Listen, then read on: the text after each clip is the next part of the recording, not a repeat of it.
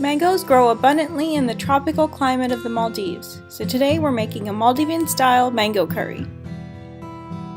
You'll need 4 mangoes, the riper the better. Wash and peel them.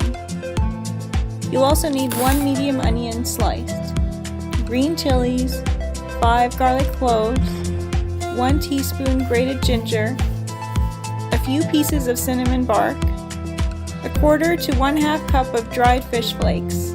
This is dried tuna flakes. If you don't have it, you can just leave it out.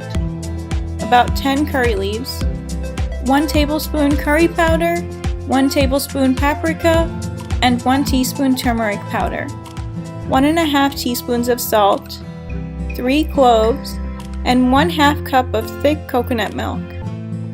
If you're living outside the Maldives, you can usually find these ingredients in Indian and Asian supermarkets. In a large pan, add a little oil and fry the onion, garlic, ginger, chilies, cinnamon bark, cloves, and curry leaves till the onions are lightly browned. Now add the fish flakes and the spices, and the peeled mangoes. Mix everything around and add the salt. Add about 1.5 cups of water. Stir and then bring to a boil. Turn down the heat to a medium flame and cover.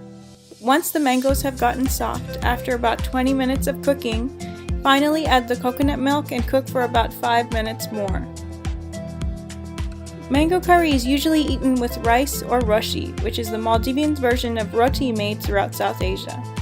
There'll usually be another side or another curry of choice that is also eaten with this. But for simplicity's sake, I like to just make this on its own. I hope you enjoyed this recipe.